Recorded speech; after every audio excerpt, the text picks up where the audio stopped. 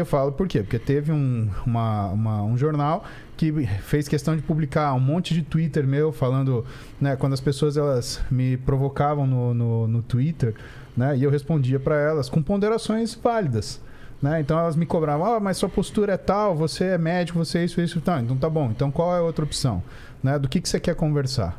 E é engraçado que, assim, essas mesmas pessoas e essas figuras políticas que se colocaram nessa situação, não necessariamente que eram candidatos, mas que falam sobre política, principalmente em podcasts, né? A primeira coisa que elas tentam fazer com você é te desqualificar.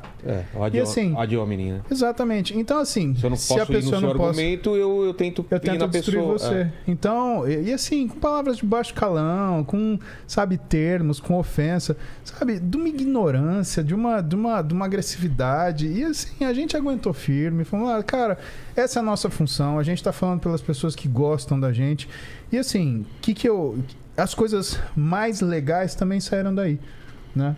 O meu Twitter, que por sinal, né, todo mundo fala, cancelamento, saiu de 2 mil seguidores para 250 mil. Exato. Né? Porque o pessoal fez a gentileza, os haters fizeram a gentileza de avisar, o Paulo Musi está no Twitter.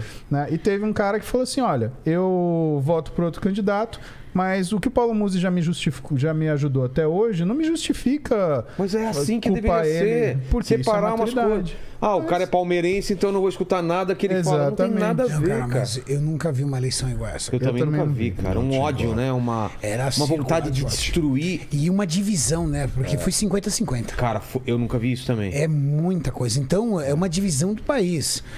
Teve família que o cara não se falar. Tem gente sem se falar até agora, parente. Mas pensa uma coisa, eu falei isso pro Bolsonaro e falaria isso pro Lula porque ele estava marcado aqui e não veio. O candidato que ganhasse, e foi o que aconteceu, independente de quem fosse, ia governar para a maioria que não votou nele. Porque se você coloca os votos do outro candidato, mais os nulos e o pessoal que não foi votar e não sei o quê, dá mais do que ele votou. E se o Bolsonaro ganhasse, ia ser a mesma coisa. Foram 30 milhões de abstenção. É muita coisa, cara. Então, se você parar para ver, teve família que tem parentes sem se falar. É uma situação muito difícil dessa. A nossa vantagem é que, primeiro, a gente tem experiência. A gente está nessa estrada há muito tempo. Então, não é a primeira vez que a gente... Não é qualquer pessoa que vai conseguir destruir uma carreira que foi galgada. Exatamente. E segundo, a gente tinha consciência do que a gente queria. Havia um propósito. Sim. Você sabe qual era o maior propósito, Vila? Não era só trazer à mesa as pautas para o presidente. Era sabido que o objetivo ali daquele podcast era a campanha. Claro. Ninguém é inocente. Tonto, ninguém é uma criança. Só que você pega uma coisa que ele quer e você Quando bateu 400 mil pessoas ao vivo, a gente parou ali o podcast, abriu a TV e falou assim, senhor presidente, o senhor conhece um esporte chamado fisiculturismo? Ele, não. O senhor me permite apresentar os melhores atletas hoje do Brasil que estão competindo internacionalmente, representando o país e que milhões de pessoas acompanham esse esporte hoje e através desse esporte se motiva, se inspira para melhorar uma recomposição corporal, para perder gordura, para ganhar um pouco de massa muscular, para melhorar a sua saúde? Pode colocar. E a gente não apresentou para o Bolsonaro. A gente apresentou para 400 mil pessoas ao vivo. E mais as que... Você sabe a quantidade, as milhares de mensagens que a gente recebia? Que interessante, não conhecia. Que interessante, eu tinha preconceito desse esporte, agora eu vou respeitar. Que interessante, eu achava que era só um monte de homem de sunga, eu não sabia que tinha pessoas por trás se inspirando neles. Que interessante, vou começar a acompanhar. A gente, dentro da rede social, tem um propósito. E quando você tem um propósito... Não é invejoso, hate, é pessoa que não gosta de você, que vai mudar o propósito. Toda semana tem alguém, às vezes da nossa categoria, ali, ó. Querendo derrubar. Cutucando a gente. Só que se você tem um propósito, e que às vezes nem a pessoa enxerga o propósito. Às vezes ela enxerga e depois ela reconhece. Como aconteceu esses dias que eu te mandei. Eu acho que a pessoa não enxerga. De um rapaz. Lembra que eu te mandei? Eu falei, olha aqui, ó. Sim. Aí quando o cara às vezes enxerga o propósito, aí ele reconhece. Mas antes de enxergar, ele te persegue tanto, cara. Então, quando o Musi e eu conseguimos aquilo, cara, que é o esporte que a gente acompanha, a gente vive o estilo de vida há tantos anos, ok. Tá tudo bem. representamos a categoria, qual foi a oportunidade que teve dentro de toda a história do Brasil de você bater olho a olho com o presidente e representar médico, professor de educação física, nutricionista e fisioterapeuta. Exatamente. Ou mesmo Cara, saber da educação presidente física presidente só fala, sabe com o quê? Globo. Com metalúrgico, banqueiro, industrial. Não, e mesmo mídia. É Globo, Bandeirantes, eram as grandes mídias. Quando que Se você me falar que um dia houve um representante dessa categoria da área da saúde pra ali, ó, bater boca com o presidente e cobrar, Exatamente. nunca teve, cara. Teve. Essa eleição foi muito diferente por causa disso, cara. E quer saber, muita gente, eu acho que muita gente falou mal da gente justamente por causa disso, porque eu acho que nós estávamos a representando uma maioria dessas categoria. pessoas, e mais, elas queriam estar no nosso lugar, só que elas não conseguem desenvolver um trabalho de relevância. Exato. Sim. Pra poder como chamar a ela não- atenção do presidente, né? E aí, o que Porque o ela- presidente fala assim, eu vou num podcast de 100 pessoas? Não. Ele foi num podcast que tem 4 milhões e meio de inscritos. Quero falar eu também com tenho maior- que ter algo pra atrair ele, Quero né? falar com o maior Nós número de tínhamos, né, pessoas. Muzi? Exatamente. E mais Como que aqui, isso. né? Como aqui os dois candidatos iriam vir aqui. Foi difícil pra caramba, de negociação de meses e meses. O Bolsonaro conseguiu vir, o Lula na última semana ia vir também, mas deu um problema, não veio. Mas o que você faz tem que ser relevante o suficiente pra Pra pessoa isso. se interessar. Então vir. tem que respeitar.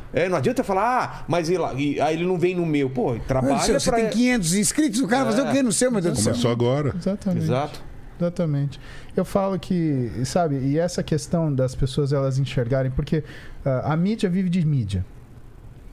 Né? Por isso que às vezes a gente também não suporta olhar noticiário, né? Porque o que dá notícia? Coisa boa? Não, desgraça. Tragédia. Aí você pega Coisa e ruim. torce o Notícia noticiário, sai sangue.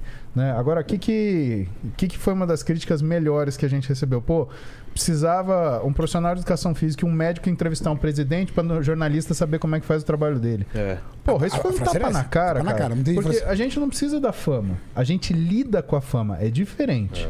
O que a gente tem, e vocês vão me desculpar, a falta de modéstia. Né? Até porque modéstia eu detesto. Porque a modéstia só tem uma intuição. É te controlar. Né? Você finge que você tá abaixo da pessoa para conseguir dela o que ela quer. Tá. É isso que é modéstia. Então, falsa modéstia é um pleonasmo. Toda modéstia é falsa. Né? O que a gente fala é humildade. É diferente. Que é outro papo. Humildade é o seguinte, não é? Eu tenho dinheiro para comprar uma Porsche, mas eu moro na periferia. Não, é o cara que compra uma Porsche, mas trata o sujeito como se ele ainda morasse na periferia. Entendi. Isso é humildade. A gente tem sucesso, a gente tem humildade, é isso que a gente sabe, o nosso valor, e a gente usou isso em favor de uma categoria que é uma categoria que é abandonada. Ninguém vem falar com a gente. E a galera agradeceu. Nossa de Deus. Nossa senhora. Toda vez que eu entro em algum lugar, academia, alguma coisa que encontro profissional, Renato, obrigado pelo que vocês fizeram. Você e o Muzi fizeram representar a gente. A categoria ficou feliz.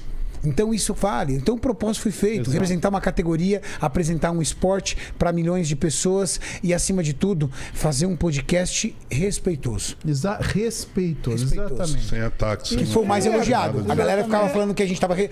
A galera falava que o Muzi e eu tava entrevistando ele de uma forma mais respeitosa do que jornalistas que são especialistas nisso. Exatamente. Porque o pessoal não entende também que a gente não tem o intuito de deixar uma situação tão horrível que o cara fala, quero ir embora. Tem que ser um bate-papo agradável. Claro que no caso de vocês nem tanto, mas no meu caso, se vocês assistiram, eu dei umas cutucadas, perguntei algumas coisas que tinham que perguntar. Mas a gente cutucou, velho. Ele cutucou que ele chamou o ministro. É mesmo? Tem 2 vezes ele chamou o ministro que ele falou que não conseguia responder.